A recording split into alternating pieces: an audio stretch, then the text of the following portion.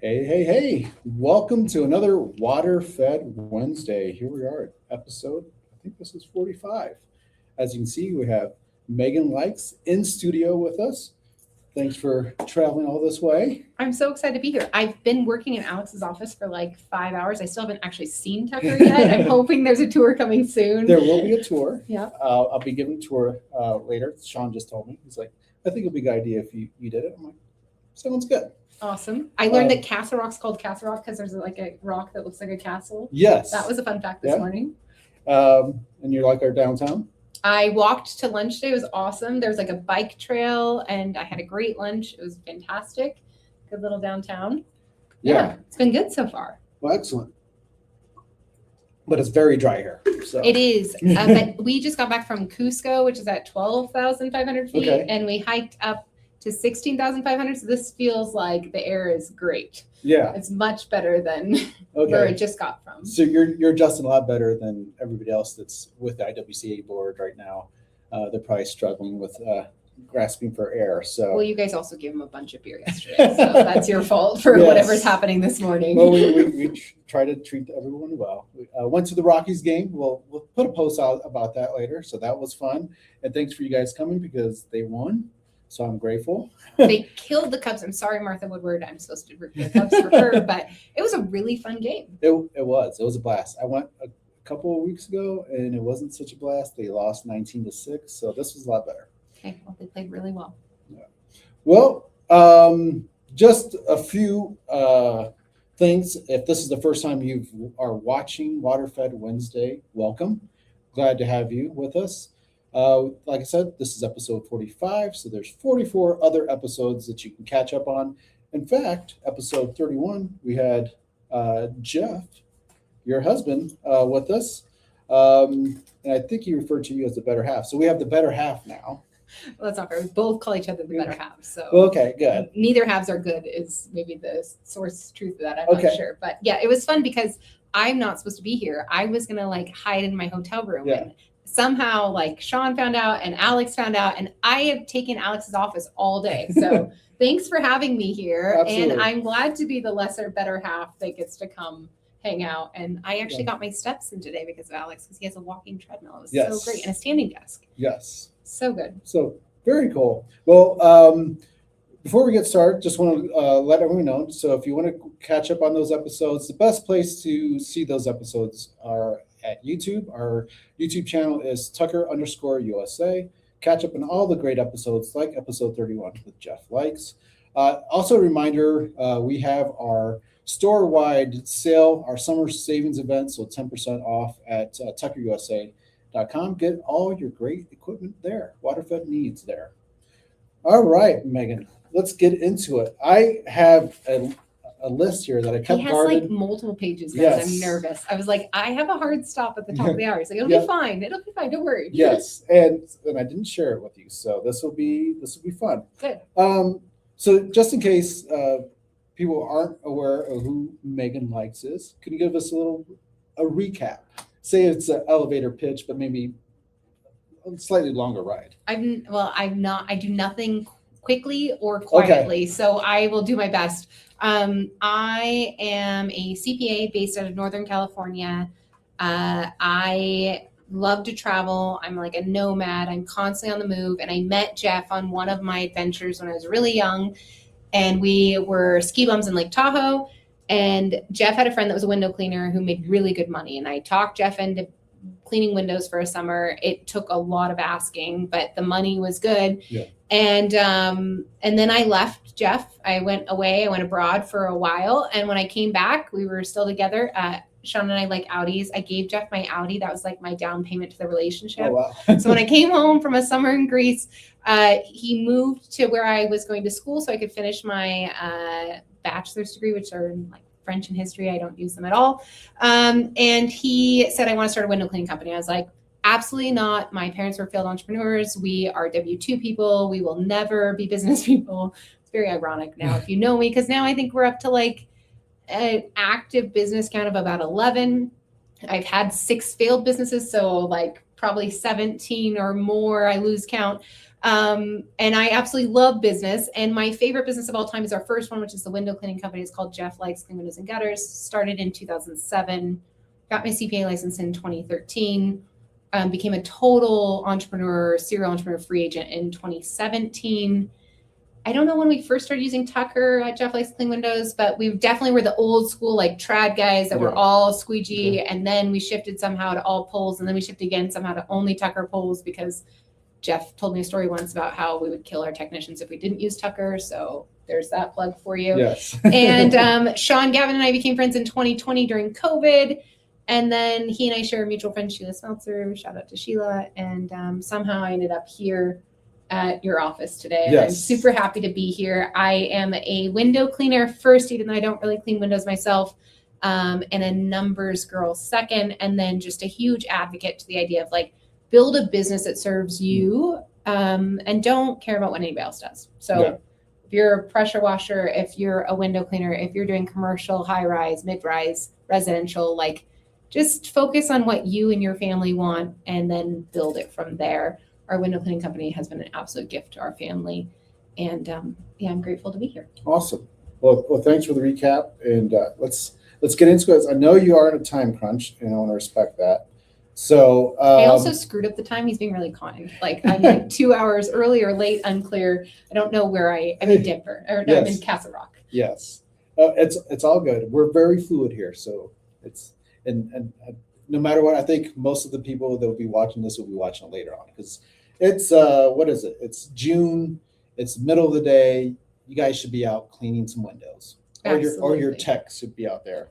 All right. So we want to obviously talk about the finances, or of the industry, or of a person's business, and a lot of times that is like the overlooked thing for window cleaners. I know when I had my window cleaning business, my CPA hated me because I did have an S corp, but I'm pretty sure I did everything wrong.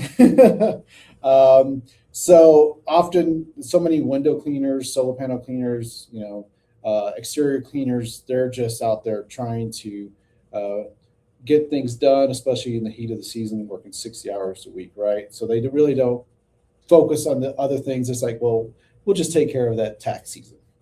Yeah, I feel like that's an often misconception. And I was one of those. I say I'm a recovering tax accountant. So I did 17 tax seasons of tax returns.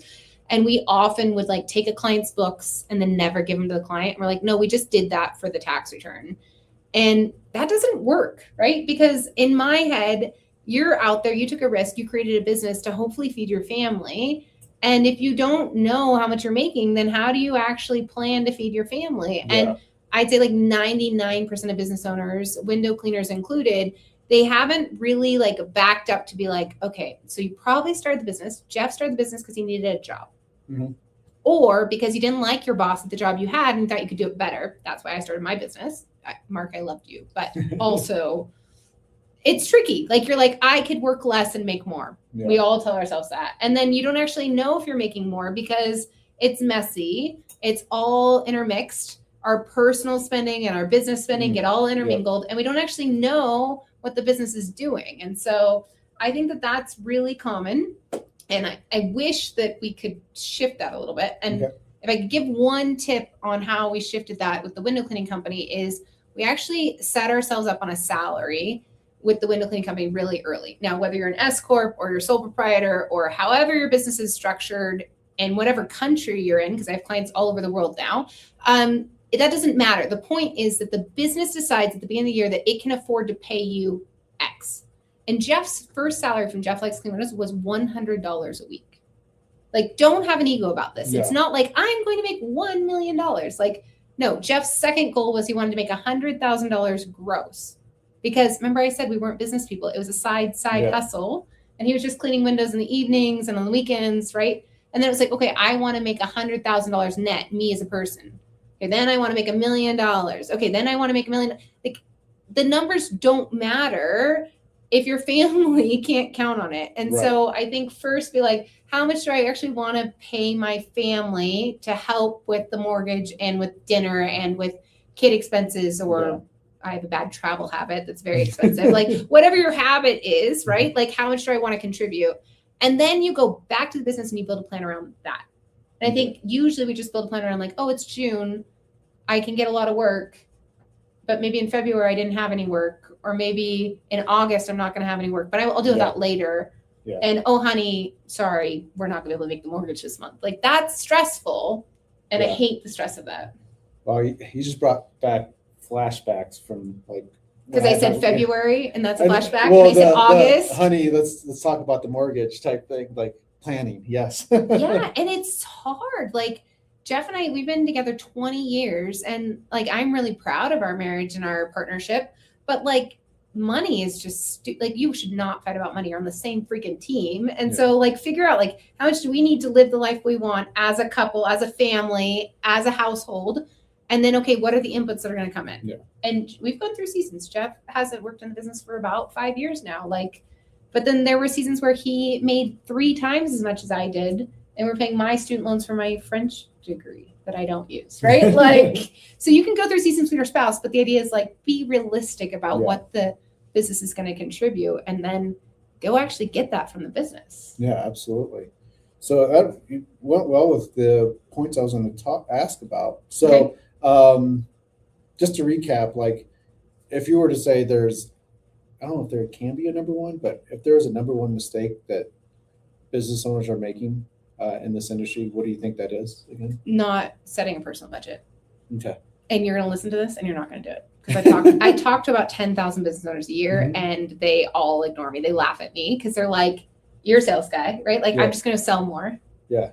You can't outsell an unprofitable model. We all also remember that first hire. Jeff can tell you explicitly, our first hire was my brother, and how my brother lived in our house and ate our food and made more than both of us put together, because sometimes we're bad at math, right? Yeah. So do the personal budget first, and then pay yourself first, because you're the one taking on all the risk. You're the one working. And if that's too hard, then go work for somebody else. Right? Like go get a job for somebody else. Stop pretending that you're a business owner, because it takes a lot of discipline and a lot of sacrifice to be a business owner. Yeah. And I wish that we could start with, what does our family need? Okay, let's build a business to support that and actually like keep our promises to ourselves and to our spouses and to our families. That's what I wish we would do. Yeah. You know, that's pretty blunt, but that's the truth that needs to be out there. Yeah. And it's okay to be an employee. Like 1 out of 30 people are entrepreneurs successfully. Right. Right. The other 29 are our employees. Thank God for them. Yeah.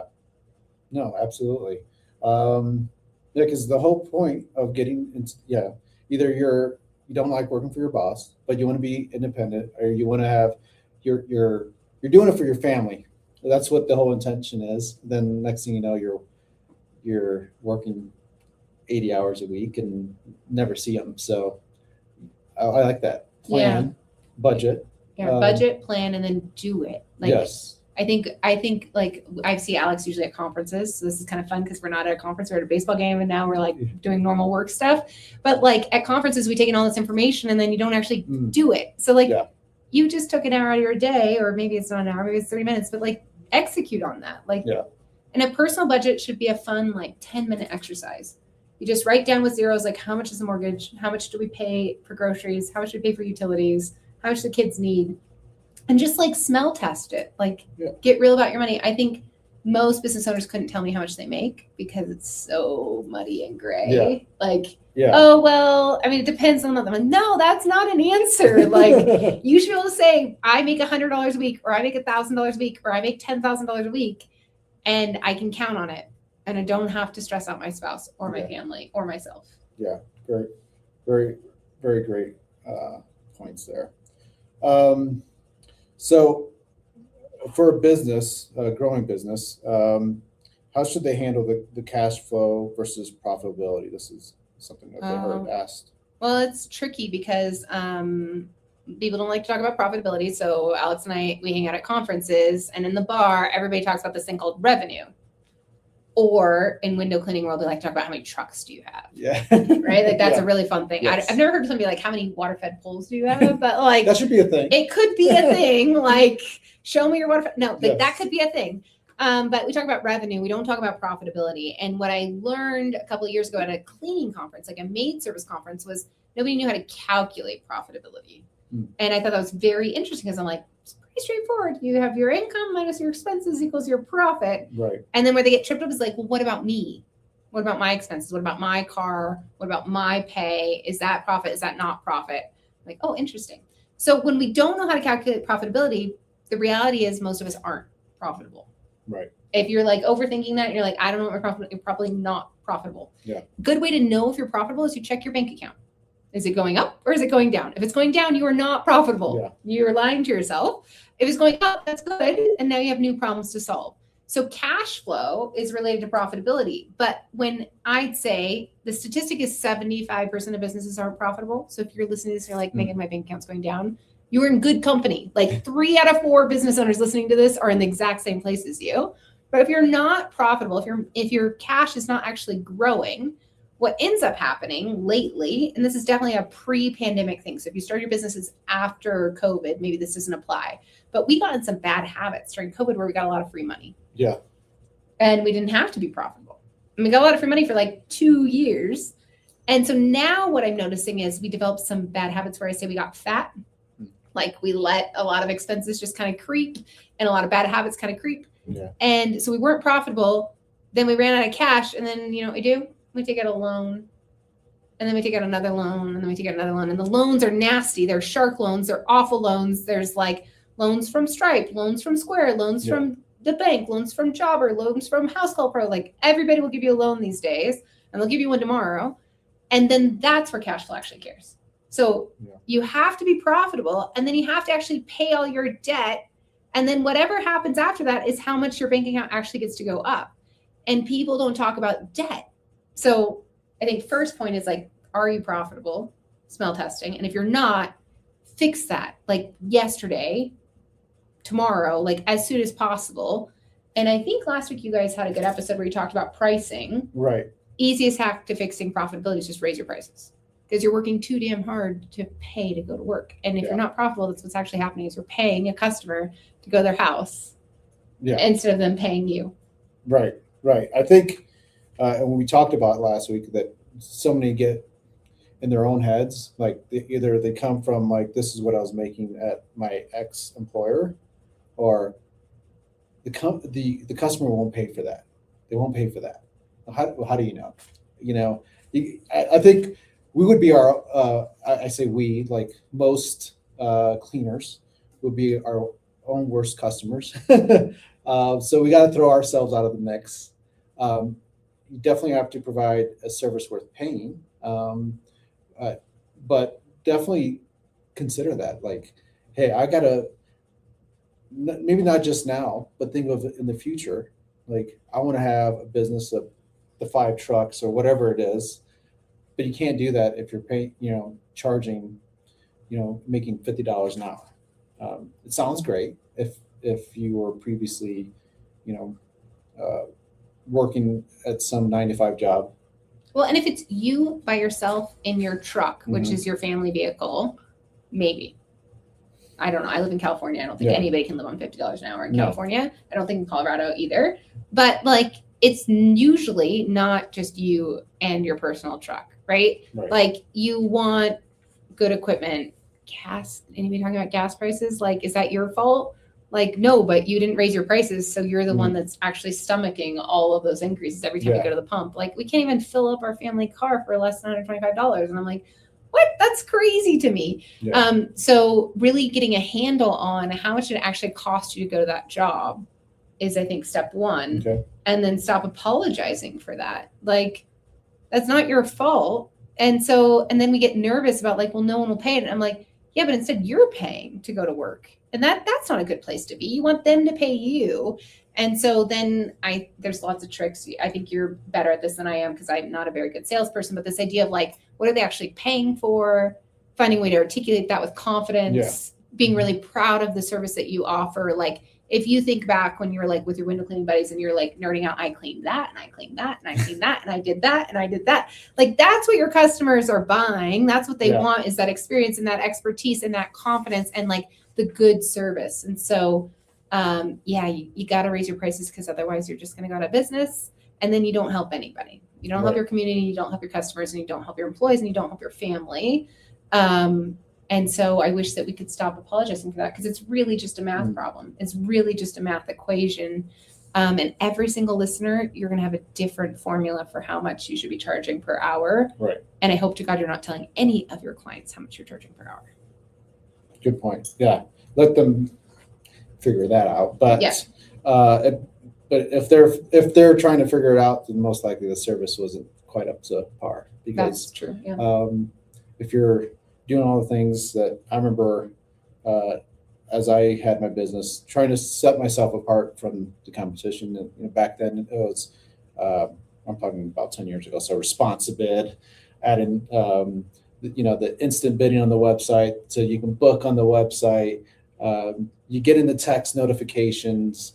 You get in the reminders, the emails going out. So you got to calculate that, and that's a value over back then. Somebody writing down the appointment on a piece of paper, and then they forgot because they put that paper somewhere else. So definitely price yourself with that value in mind, for sure. And I like to think that I am my ideal customer. Jeff is not. Jeff is a DIYer to a fault. I have only cleaned windows for the competition at the IWCA. Like, that's the only time I clean windows.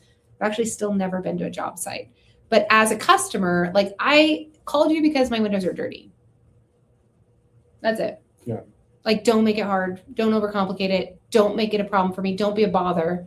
Like, just come clean them. Do a great job. Don't make me call you back. Don't make me remind you. Yeah. And also, just keep them clean. Now that I found you, like, can you just always make sure that my windows are clean so that they never get dirty again? That would be great. Yeah. And if my gutters need to be cleaned and you clean gutters, I hope to God you told me that before I paid you to clean my windows, and not after, when 2 months later my gutters are clogged and I'm searching for a gutter cleaning company and I find you and you clean gutters, and now I have to pay you to clean my gutters and pay you to clean my windows again because you just messed them up. So, like, if you think about it, like, we overcomplicate the customer experience, but the customer experience is like, they called you because they had a problem, solve the problem, make it easy for them, and do what you say you're going to do. That's it.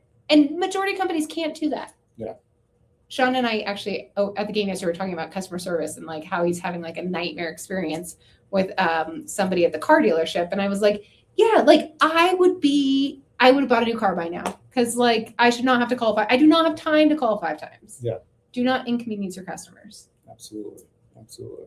How are we looking on time? We're good. Sure. Yeah, we got time. We got 20, 30 minutes. All right. Well, I was just telling her off camera that my vision isn't all that great. Now I'm looking at the small screen, and I see we have comments. So thanks for everyone joining in. Jamie's here. Hey, Jamie. If Philip's here, wow. It's exciting. Oh, yeah. Our great Jamie Hallman, Tucker sales rep. What's up, Jamie? Love it. And, of course, Uncle Phil. Always chiming in. Always. Thanks for chiming in, Phil. And then, I don't know if I know Katrin. Do I know you? Yeah. See Meaghan. Thank you, Alex. Absolutely. And yeah, we hung out at the IWCA. I think were you there when the sheriffs came out and said we're just talking having too much fun? I was not there. Oh, okay. But that sounds great. So it sounds Courtney like you two were there. Yeah. Okay. We're all having a great time. It was fine. We just had to go away from the hotel rooms. That's fair. That's allowed. And everybody loves the boar hairbrush. Seriously. It's like awesome. So good. Well, thanks for joining us, guys. We just want to give you guys your shout outs and apologize that I couldn't see the notifications. That's okay.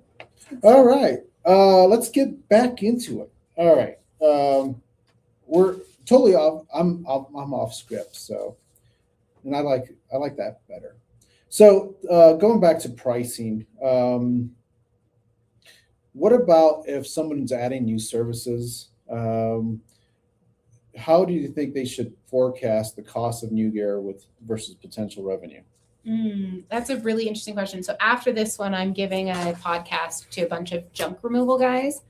And I was kind of like getting prepped for the junk removal guys. And they were saying how they tend to have more trucks than they need. And so I think truck is like a big piece of equipment that we tend to be like, that's a nail biter as window cleaner. Like, when do I buy the next truck? Right. Or you might be saying, like, I remember we bought, it's not the best Tucker story, so I don't know if I should share it, but like, we bought a gutter vac because I was like I had met Jeremiah Hickey at an IWC event, and he had fallen off a roof, And like most of our business in the beginning was just built around Meaghan being scared of being a widow. Like, I don't want to be a widow. Jeff, please don't die, because he was doing most of the cleaning, right?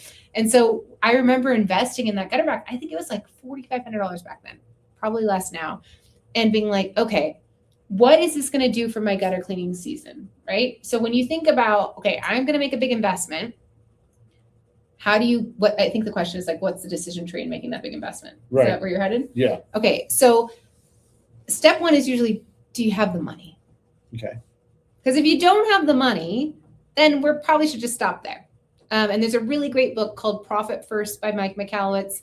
And in Profit First, he talks about how he needs something from Home Depot, and he tells himself every day, maybe tomorrow. Now, I'm on the Tucker podcast, so I should not be telling you as Tucker buyers to maybe do it tomorrow, because the summer sale special is going on right now and it's cheaper.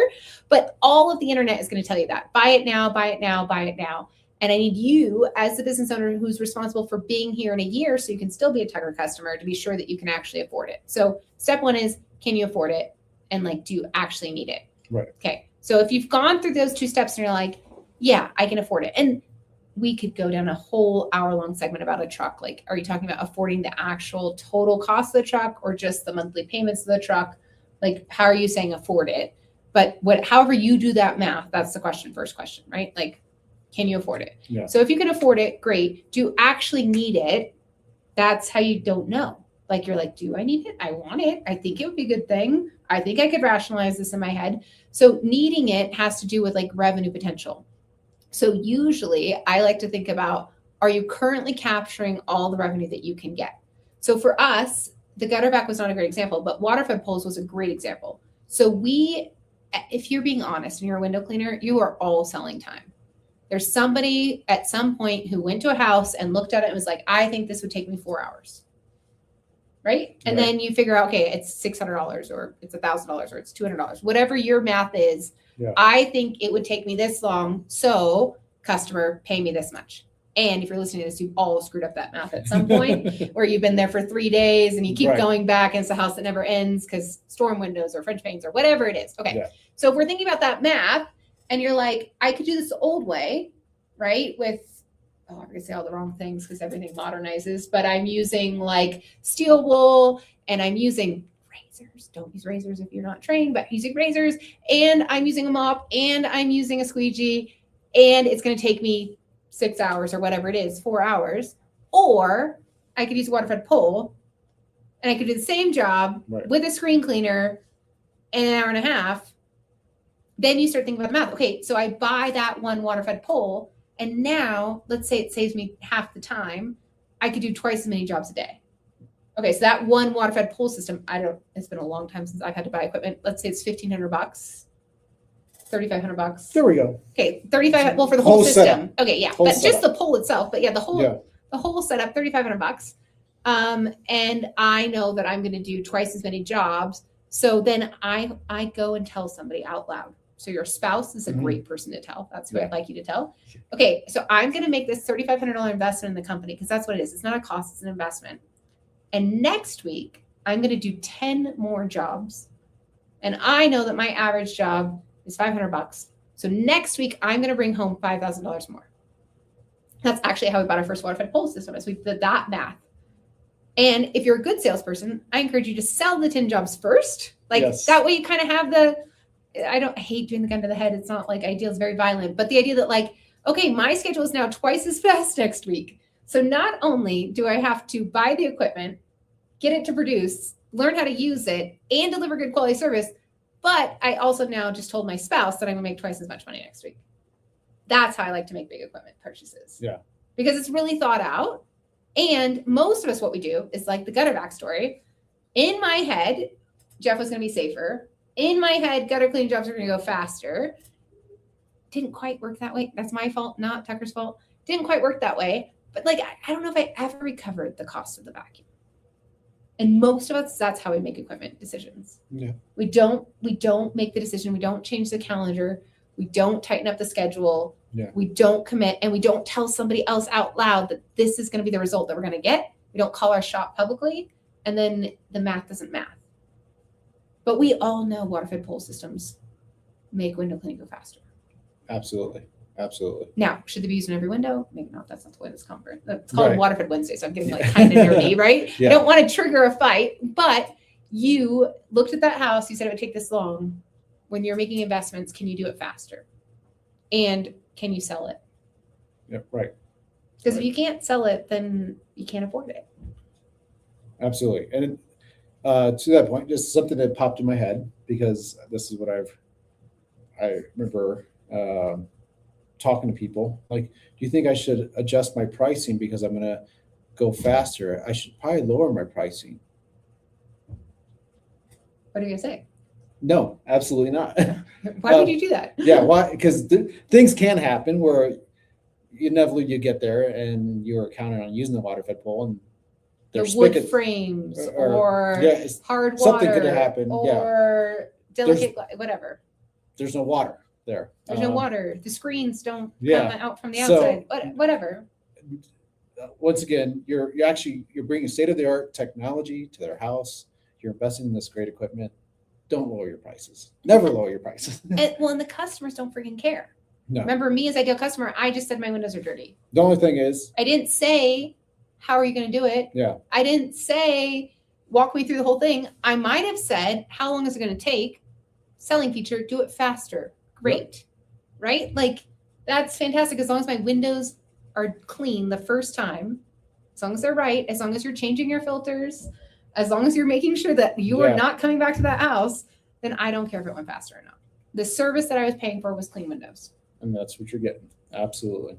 And if you can do it faster, I think that's a value add to the customer. It is, because everybody has things to do and they don't want to be home. And safer. Yeah. Like, I feel like as Jeff and I have kind of grown and developed, and like, I'm actually a little bit more concerned about workers on our property now. Yeah. Right? Like, I'm asking for certificates of insurance. I didn't used to do that, right? Like, Jeff is out there, oh my gosh, looking at people on ladders. Like, he will kick people off our property like that for OSHA violations, right? So, like, yeah, you have two selling factors. We're going to go faster and we're going to do it safer. Yeah. And it's, better for your property, because landscaping, you're not going to be messing around with ladders and digging up the landscaping. So absolutely. This is turning into ways to sell window cleaners. Oh, that's good. This is all benefits for you. Like, when you're like, I'm in a sales rut right now, which I hope you're not, because it's June. But if you are, like, hey, this is what your customers care about. Yeah, absolutely. Their landscaping, their calendar, their dirty windows. So you being safe. Absolutely. So head over to tuckerusa.com. There you go. And go buy. After you do your research and make sure you can afford it, because we do want customers for life. They also do financing, though. So kind of like back to the truck thing, right? Yes. Like, if you are like, this is going to be a stretch for me, well, you've got a whole season ahead of you. It would be a different conversation. We were having this in August, and you're like, winter's coming. I'm not sure, right? But it's June, right? Like, go make your life better. So we had sold a commercial job that was perfect for water-fed pole. And so we bought our first system, and then we used our money from that job, and we bought 3 more right after that. Oh, wow. Yeah. And then the poles, like, you got to keep them up, because, they don't last forever, right? But the systems basically last forever. Yeah. I've been very impressed with how long they last. Awesome. Now, Alex would say you should buy a new one every year. How often? 3 years? 2 years? 1 year? Well, because you're doing business right, you're going to come back because you have another truck that you need to outfit. Yeah, as you're growing, for sure. Yeah. You kind of beat me to it. I was going to ask you, what is your take on Profit First? Oh, I love it. I'm obsessed with it. Jeff and I listened to it together. So again, include your spouse. Like, people are like, oh, I don't have a Meaghan. And I'm like, yeah, you do. Guarantee you have a wife who's worried about the mortgage somewhere, right? Or a husband, not to be sexist. You have somebody at home that cares about the family money as much as you do. And whether you guys have a relationship about talking about it or not, I'm not sure, but that's what you kind of need to navigate so you can have this healthy relationship, I think, personally. And so Jeff and I listened to Profit First because I met Mike McCallix at an accounting conference, and we were pretty profitable. Like, we had done well. I think it was the year I met him at the accounting conference, because I had just gone out on my own. So the window cleaning company did so well that I was able to leave my fancy CPA corporate job and just kind of jump and like try my own thing. And we listened to this and we just laughed out loud the whole book, because we're like, oh my God, it's like every entrepreneurial's problem in terms of saving, decision-making, investing, paying for taxes. Like, it's so helpful. And then there are a lot of people who are like, I don't want to open all the accounts, but it honestly like saves you from yourself. So Jeff said afterwards when he was still in the business that like he still felt really broke. And that was just a mind trip. Like we ran that business so tight. We were saving so much money that Jeff felt broke 89 days of the quarter. And then on the 90th day of the quarter, Mike McCallum says you have to celebrate. And he would get these huge distribution checks. Like at our peak, he was getting 6 figures in distribution a quarter, guys. 6 figures a quarter in distribution money. It was incredible. Now the business has changed a lot. Jeff and I are both absentee owners. We brought in a partner. We're doing the business slightly differently. So the distributions aren't as big because the net margins aren't as big, and that's okay. Like this is a different season of life, right. But we still follow the profit first principles because tax bills are scary. They're stressful. They're hard. And there's always going to be a temptation. So like profit first would make this quite easy about if you can afford it, because literally is the money in your operating account or not? And if it's not in your operating account, there's no other place to go grab it. Right. And then once a quarter, you could decide, hey, I want to make an investment in equipment, but that's only one day out of 90. So I'm a huge fan of profit first. For a long time as a profit first professional, I'm not anymore like as a professional, but I'm still an advocate and a fan. So if you haven't checked out the book, please go check it out and listen to it with somebody. Like that way you feel like you've got somebody who's hearing it with you. And then don't be afraid of the accounts. Like just go open them. And then if your accountant's afraid of the accounts, go find a profit first professional. There you go. And they'll help you. Like this is like their jam. They're really good at it. Yeah, I think I remember, I think I read it in 2016.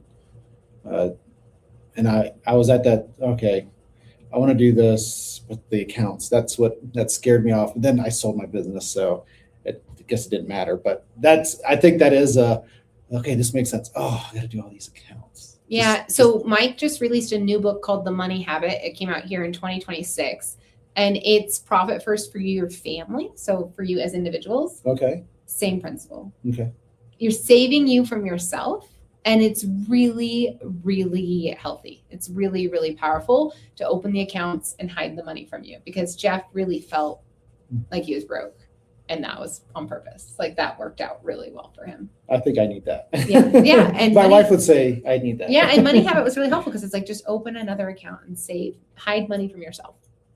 Use yourself as your own savings account, as your own debt account. Yeah. Very cool. Awesome. We have another person that joined us, Cole. Hi, Cole. Hi, Cole. Our awesome sales rep out of Georgia. Awesome.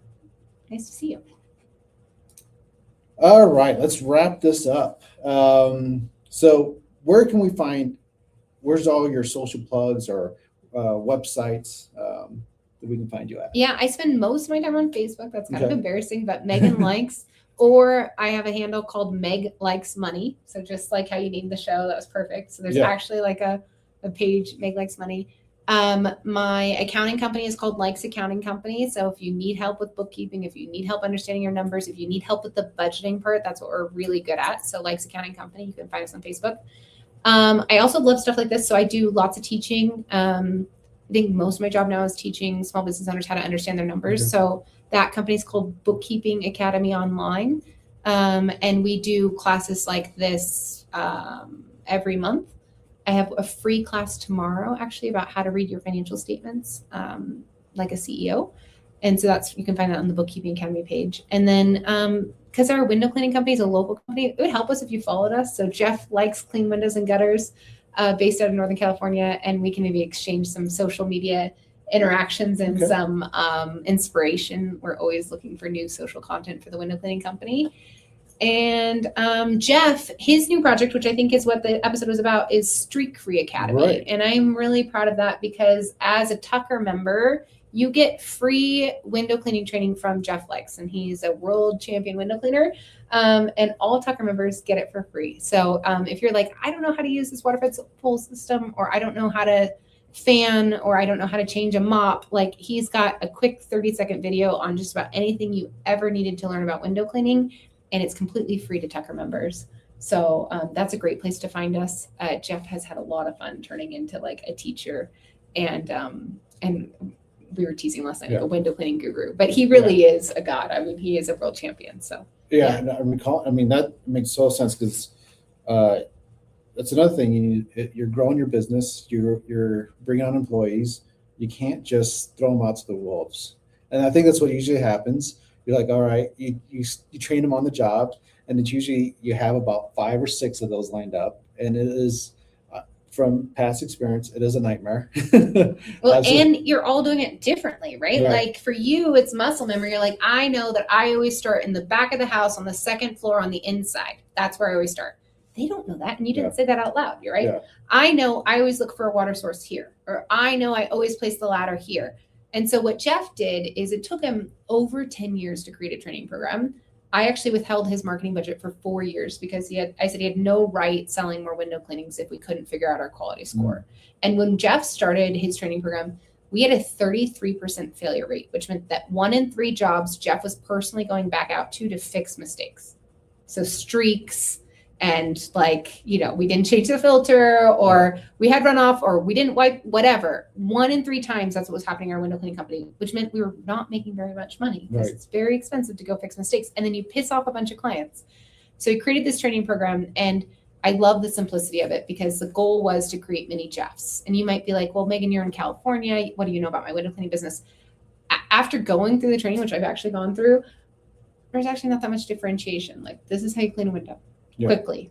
And we say that you should be able to do $100 an hour in your first day on the job at 5-star quality with no callbacks. And that's exactly what Street Crew Academy does. Awesome. So if you're not making $100 an hour, go learn how to do it faster from Jeff. And also learn how to teach other people, because the other thing that he learned was he wasn't a teacher. He was like, hey, watch me clean this window. I'm going to go clean 20 and I'll be back and check on you. Which is probably what you did, right? Yeah. Okay, and then what the hell? I did the entire inside and you've done 3 windows. What's wrong with you? Well, you didn't teach him because you're not a teacher. Yeah. So now he's a teacher, and it's really fun. And I love that Sean and the entire Tucker team has really put an investment in that, teaching our teams how to use the equipment that we have and invested in so that they can be more successful and they can make more money and feel more confident. Yeah, awesome.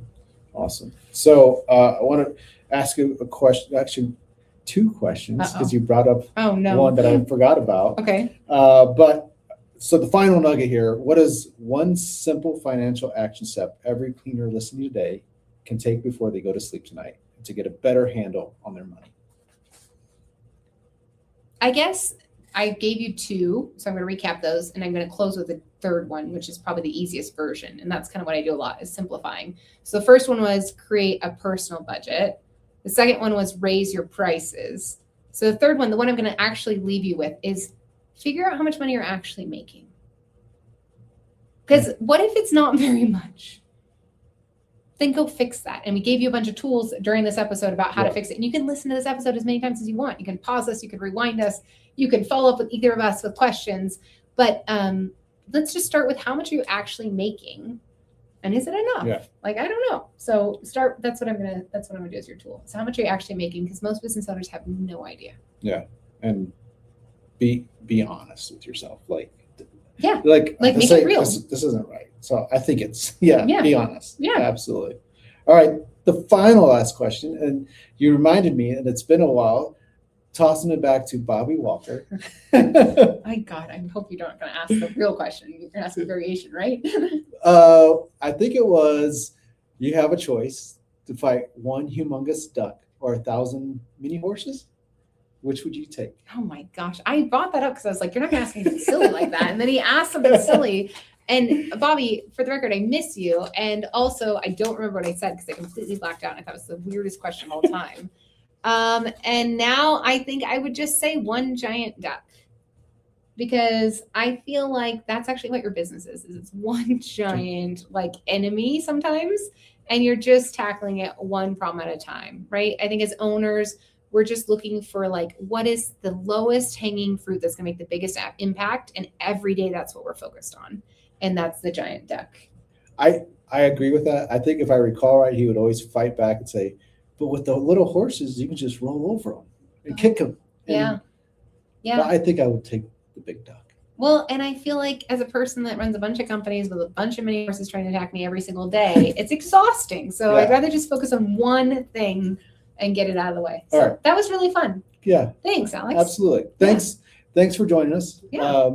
Absolutely, it's been a pleasure. And thank you all for listening in. Again, check out our previous episodes. And to Megan's point, you can watch this again over and over and get this in your head.